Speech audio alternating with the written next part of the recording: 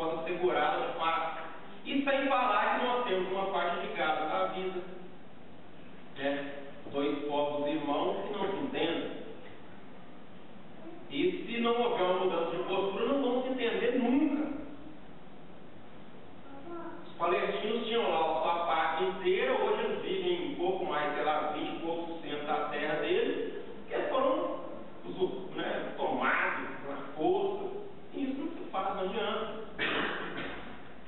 Enquanto eles não forem capazes de acertar e esses detalhes, né, já é uma coisa que começou lá atrás, com dois irmãos, aí os filhos, e aí já fizeram duas partes, já é uma coisa antiga, né? Os judeus, é uma briga antiga entre eles.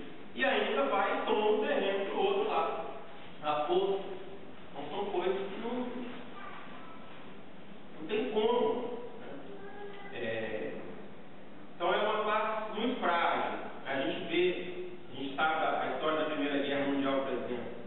As nações estavam loucas para brigarem umas com as outras.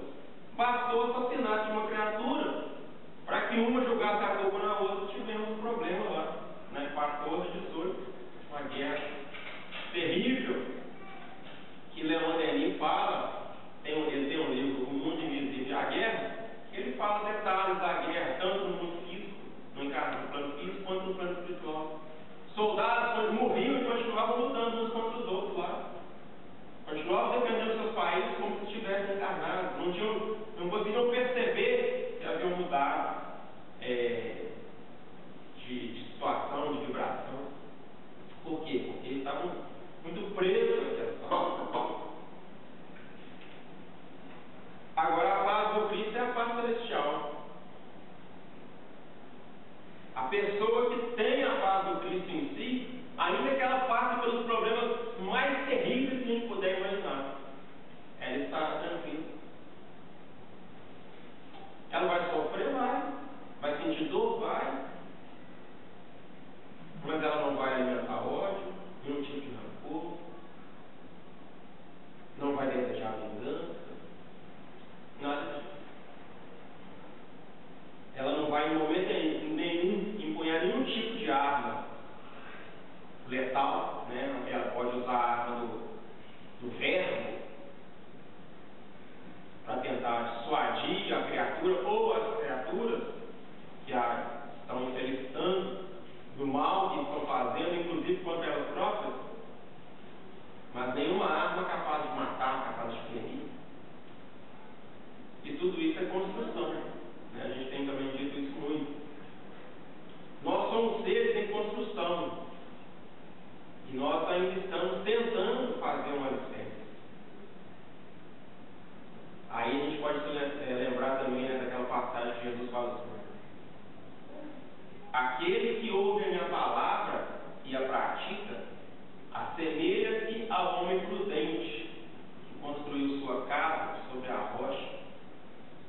Os rios transbordaram, vieram os ventos e a casa continuou intacta.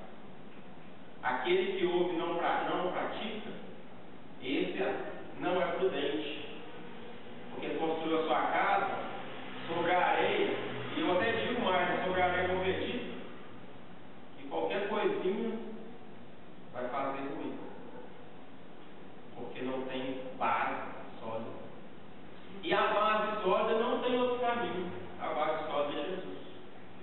São os seus ensinos, essas maravilhas que a gente tentar imaginar, né? A gente aqui numa planície e ele ali no mais alto ali falando essas belezas para nós. Que nós, 2000 anos já se passaram e nós ainda não conseguimos compreender na plenitude, mas estamos tentando. E precisamos fazer com que isso se dê mais rápido possível. Então essa paz celestial tem caráter firme e absoluto. Então não há nada nem ninguém que tire da criatura que já alcançou essa paz, nada nem ninguém consegue tirar isso dela. Vamos lembrar que Chico Xavier, né? Não estou aqui querendo dizer que ele alcançou essa paz de forma absoluta, como está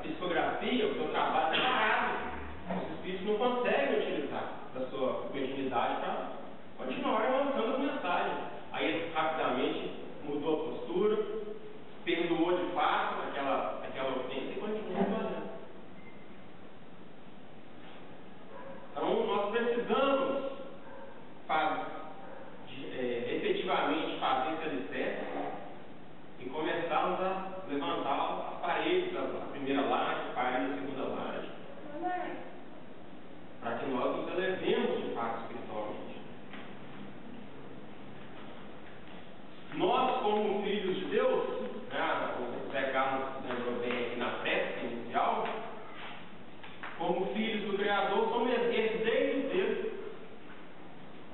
Somos herdeiros de tudo isso material. Mas isso é o que menos importa. Nós temos que herdar de fato as coisas espirituais. Herdar essa paz, herdar a harmonia, herdar a tolerância, herdar a paciência, herdar a compreensão, herdar o amor. As virtudes de uma forma geral. Nos desvencilharmos do egoísmo, como eu já disse, do orgulho. Por que a humanidade ainda vive essa paz